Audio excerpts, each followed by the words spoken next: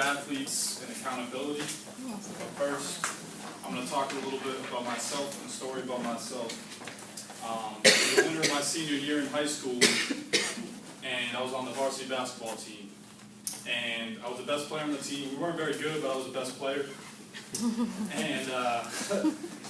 And my teammates and my coaches, they kind of looked at me as like a leader, a silent leader. I didn't really talk much, but I kind of led by example.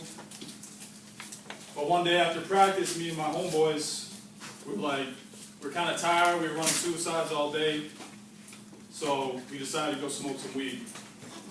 And we go fire up a joint.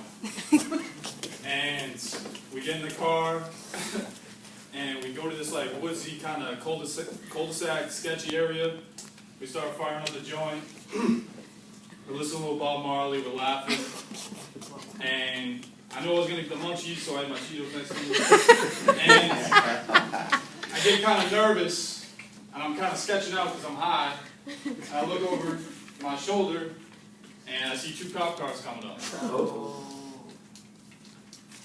I look in front of me, my front of the passenger seat, he booked it. He ran. He booked out of there like Usain Bolt. He got the hell out of there. And I didn't. I stayed there. I was like, I'm going to accept the responsibility or the accountability of what I was going to do or what I did.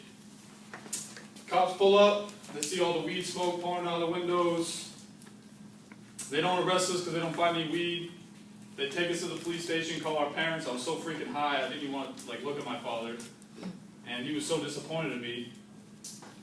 So, the very next day, I find out I'm suspended the rest of the season.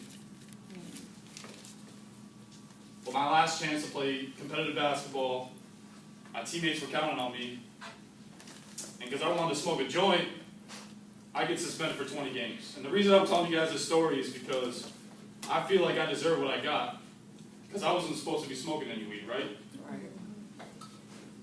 Well, the reason I'm telling you this story is because, show of hands, who's heard of Ray Rice?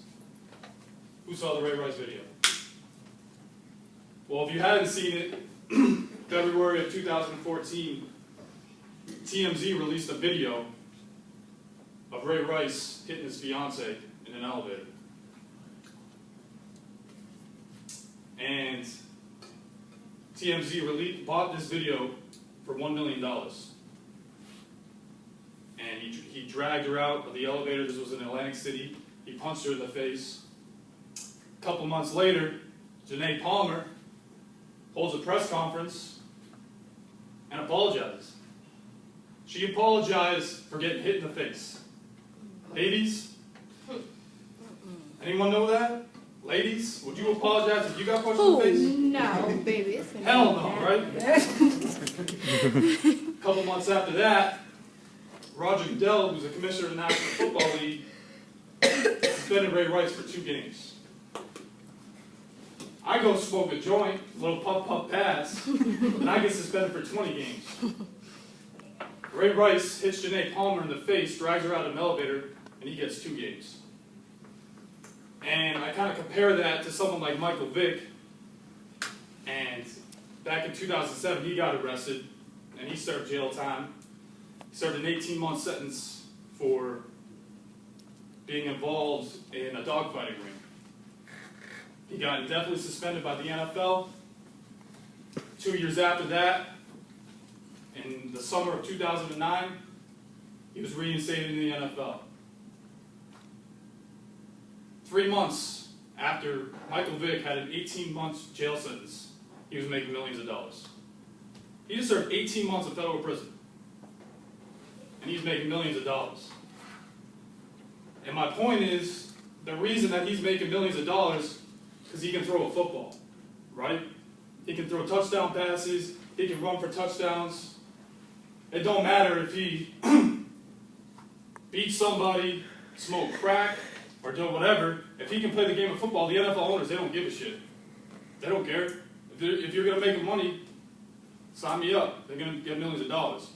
Ray Rice hasn't played a snap since he hit Janae Palmer. Not because he hit Janae Palmer, because he sucks. He can't play anymore. The previous season, when he before he hit Janae Palmer, he had his worst season of his career. He had 600 rushing yards. That's not very good for an NFL running back. So the NFL owners and coaches, they look at it and say, well, he's not very good. And then on top of him being in the media and all that, hitting his fiance, it's not worth it. And to wrap it up, my whole point is for you guys is just take away that to kind of pay attention if you do happen to watch the Super Bowl and you see a guy that's really good, make sure to look him up and see if he's really good as far as behind the scenes and all that. And also, sometimes life just isn't fair. You know, we do this. If I hit my girlfriend, you smoke crack, we're going to jail. We're not going to be able to pursue our dreams. Michael Vick serves 18 months in federal prison. He's making millions of dollars 3 months later. And that's it. Thank you.